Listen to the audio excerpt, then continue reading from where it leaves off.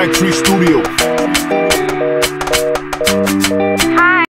Merci d'être avec nous, Chantal Ramazzoni, magistrate anciennement basée à Lubumbashi. Vous avez fui la RDC au mois de juillet dernier après avoir condamné Moïse Katumbi dans une affaire de spoliation présumée, une condamnation exercée sous la contrainte du pouvoir congolais. Avez-vous raconté par la suite?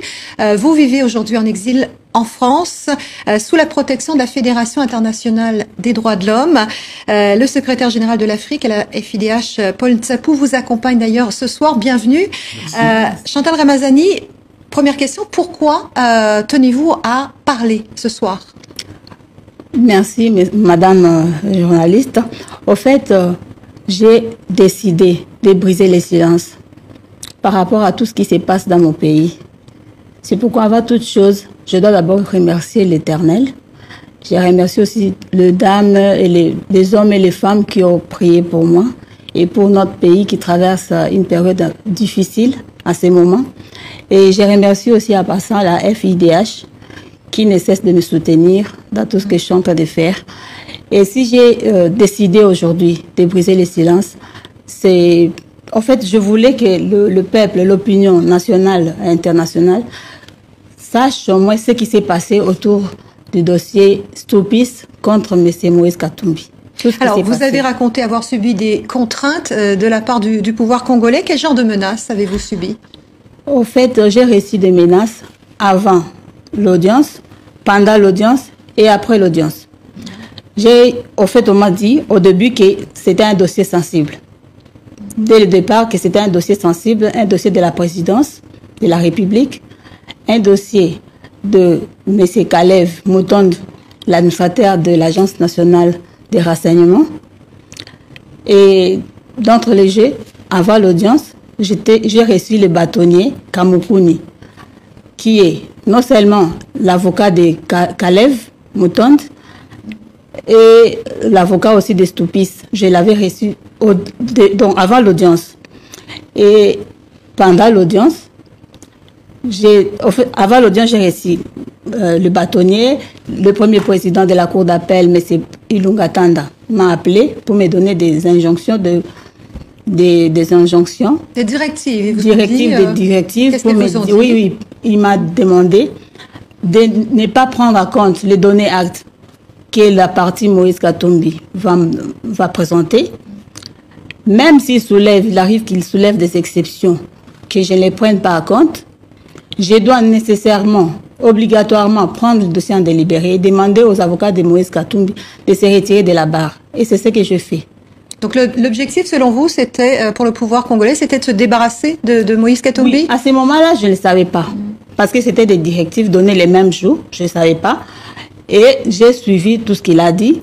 Et pendant l'audience, il m'a appelé pour me dire que non, mais vous ne savez pas que le président de la République suit ces dossiers avec beaucoup d'attention.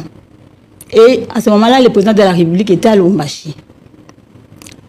Et il me dira aussi que je devais prendre des dossiers en délibéré. Je l'ai pris en délibéré et qu'on devait prononcer le lendemain. Le lendemain, nous, les membres de la composition, nous n'avons pas délibéré.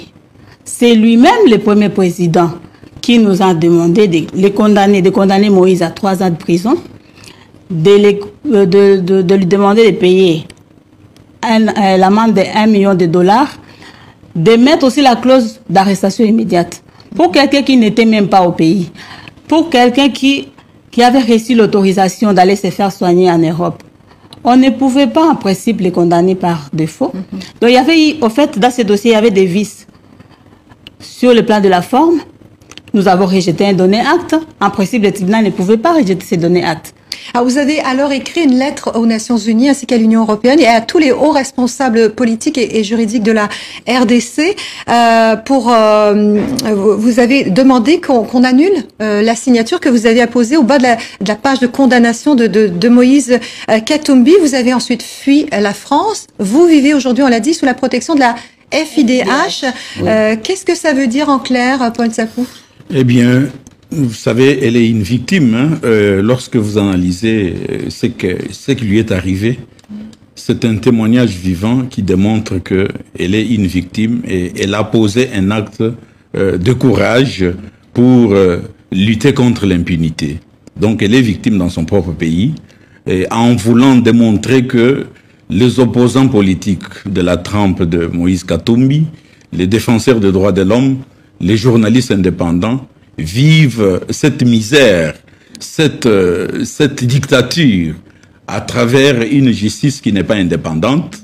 Et la FIDH a jugé bon de la recevoir, examiner son dossier et la défendre devant les instances internationales en cette matière de droits de l'homme et également devant le gouvernement français pour sa protection. Alors, dans ces conditions, Chantal Ramazzoni, que comptez-vous faire maintenant?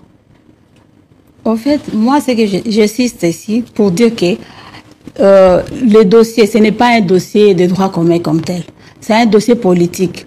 Un dossier dans lequel nous avons reçu des pressions. Un dossier dans lequel nous n'avons pas délibéré. Il n'y avait pas d'intime conviction de juge. Tout ce qu'on nous a demandé de faire, nous l'avons fait sous menace. Parce que là, il était entouré des militaires. Il nous a demandé de signer. D'ailleurs, mes collègues ont refusé de signer. C'est un jugement qui a été signé à deux temps. Le 21, à 19h30, l'autre magistrat a refusé de signer. Il a signé le lendemain, en recevant aussi des menaces. Comme quoi, si on ne signe pas, on va nous condamner à 10 ans de prison, nous faire passer à flagrance et on va aussi nous révoquer. C'est ça. Madame les journalistes, si on vous demande aujourd'hui, on vous dit aujourd'hui qu'on va vous condamner à 10 ans de prison, je ne sais pas si vous allez refuser de signer. Et nous avons signé. Comment est-ce qu'on peut vraiment... J'ai demandé que ma signature soit retirée de ces jugements parce que ma signature a été estorquée. C'est un procès vraiment bidon, monté de toutes pièces. Parce que dans quel but? C'était dans le but de les retirer de la course de la présidence. C'était dans le but d'obtenir son inéligibilité par rapport à tout ce qu'il a comme ambition. Ça, j'ai compris. Parce qu'ils ont dit ça.